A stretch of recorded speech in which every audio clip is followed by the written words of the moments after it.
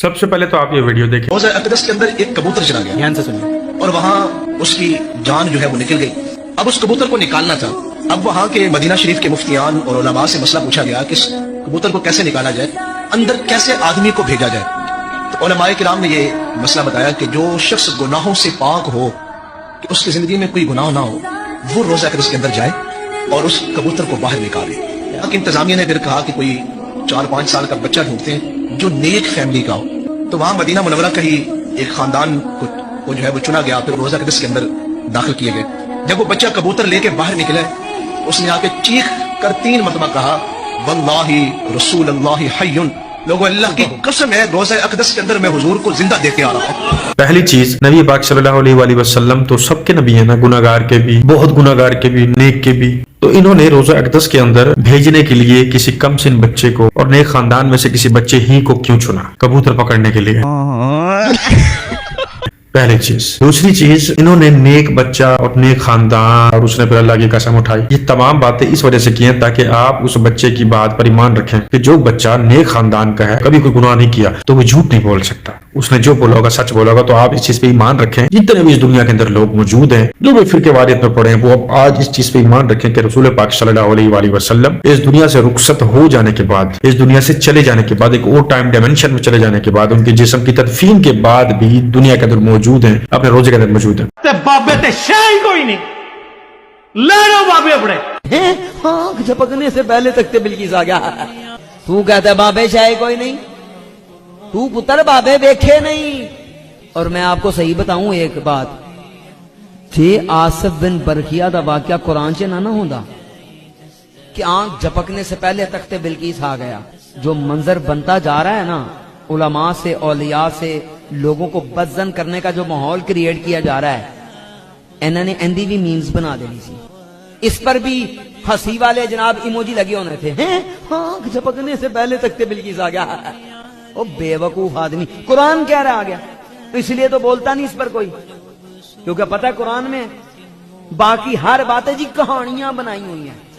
بغلول مفتی صاحب، جو چیز قرآن کے اندر لکھی ہوئی ہے، جو اللہ تعالیٰ نے قرآن مجید میں خود نصب فرمائی ہے، اس چیز کا مذاق، مطلب آپ بے وقوف ہیں، آپ کو اتنی عقل نہیں ہے کہ ہم مشرک لوگ ہیں، یہودی لوگ ہیں جو قرآن کی چیز کا مذاق اڑائیں گے۔ مذاق تو تم لوگ اڑاتے ہو۔ اللہ تعالیٰ فرما رہے قرآن میں غیر اللہ سے مدد نہیں مانگنی، کس نے قرآن کا مذاق اڑایا ہے؟ اور یہ تو ہوا کیا، قرآن مجید میں لکھا ہے، اس پر ہمارا ایمان ہے۔ تمہاری جو غوث کتب ابدال لوٹے میں بجلیاں قید 12 سال پرانی بناتے ہیں زندہ، اور جب کوئی پیر عبد القادر جیلانی کا کوئی مرید فوت ہو جاتا ہے تو آج بھی یہ بات تمہارے یہ مدنی چینل والے یہ جو سفید گھوڑے ہیں، یہ بھی آج بولتے ہیں کہ وہ عبد القادر جیلانی اب بھی آتے ہیں، بندے کو اٹھاتے ہیں، اپنے مرید کو، اس کو توبہ کرواتے ہیں، پھر دوبارہ اس کو موت دیتے ہیں۔ یہ کیا ہے؟ یہ چیزیں قرآن میں لکھی ہوئی ہے، قرآن کا حصہ ہے، یہ حدیثوں کا حصہ ہے، اس پر ایمان کیوں رکھے؟ بغلول بات نہ کیا کرو، جو تمہارے بزرگوں کی اور الیاس قادر کی اور یہ جتنے لوگوں کی کرامتیں ہیں، ان کو قرآن سے ثابت کرو کہ ہاں بھائی قرآن میں ذکر ہے ان کی کرامتوں کا، یہ کر سکتے ہیں جادوگر کے بچے۔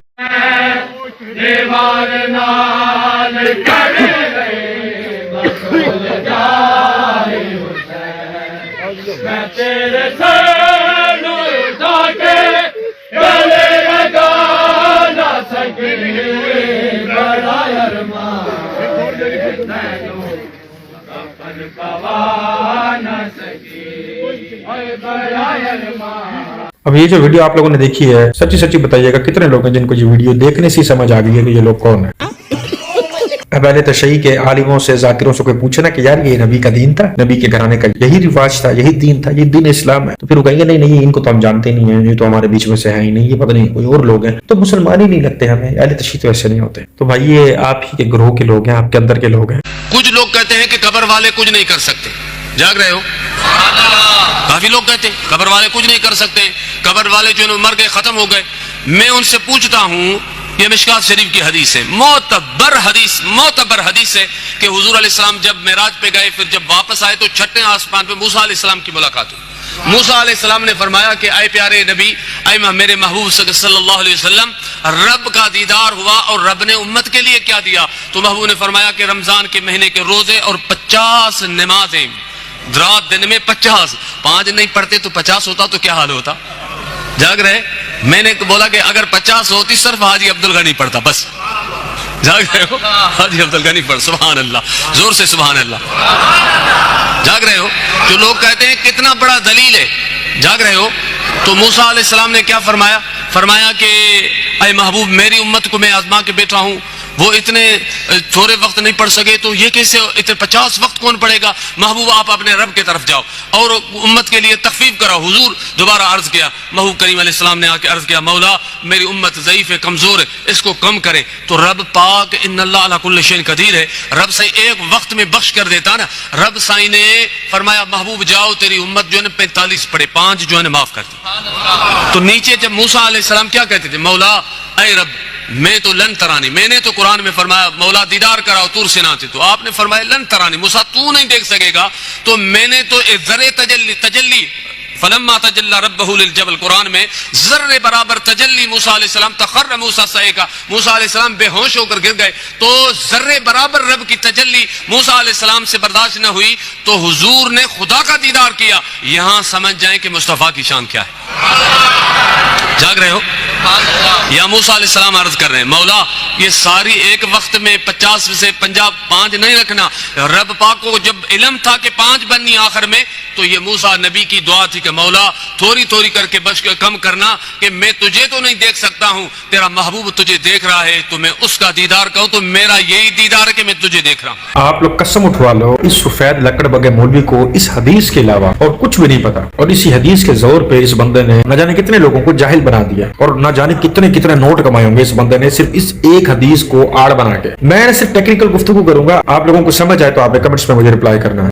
छठे आसमान पे कब्र कहां से आ गई? मतलब आसमानों पे कब्रें होती हैं, पहले आसमान पे, दूसरे पे, तीसरे पे, चौथे पे, 5वें पे, छठे पे। दूसरी बात, अगर हजरत मूसा अलैहिस्सलाम ने आपसे सवाल किया, आपने उनको जवाब दिया, और ये नमाजों के कम होने में जब आपकी बार बार मुलाकात हुई, तो जो इसको ये बरेलवी कब्र परस्त आड़ बनाते हैं, तो मैं सिर्फ एक बात इसमें ऐड करना चाहूंगा कि जो शब मिराज से वापस आ रहे थे वो भी नबी थे, और जो उनसे सवाल मुकालमा कर रहे थे वो भी नबी थे। तो ये नबियों का आपस में प्रोटोकॉल है। इसको आड़ बना के अपने वलियों को, शापरों को, और जो बेवकूफ किस्म के लोग आपने बनाए हुए हैं कि ये हमारे वली हैं, ये करामत इनके अंदर है, लोटे में बिजली कैद, और वो मुर्दे जिंदा हो जाते हैं, वो सब सुन रहे होते हैं। तो ये इस तरह की जो चीजें हैं ना, ये प्रोटोकॉल सिर्फ पैगंबरों को दिया गया। इसके पीछे भी रब की हिकमत थी, नमाजों का कम होना था, और रब की करीमी हमने देखनी थी कि उन्होंने 45 माफ कर दी, 5 हम पर लाजिम कर दी, और उस 5 का जो सवाब है वो 50 के बराबर है। बात तो सही है। तो ये प्रोटोकॉल था पैगंबरों को। इसको आड़ बना के अपने पीरों के तलवे चटवाते हो झूठे लोगों। यकीन करो जितनी बड़ी बड़ी ये पगड़ियां पहनते हैं ये मौलवी, तकरीबन मोहल्ले के 6-7 बच्चों का ना सूट बन जाए।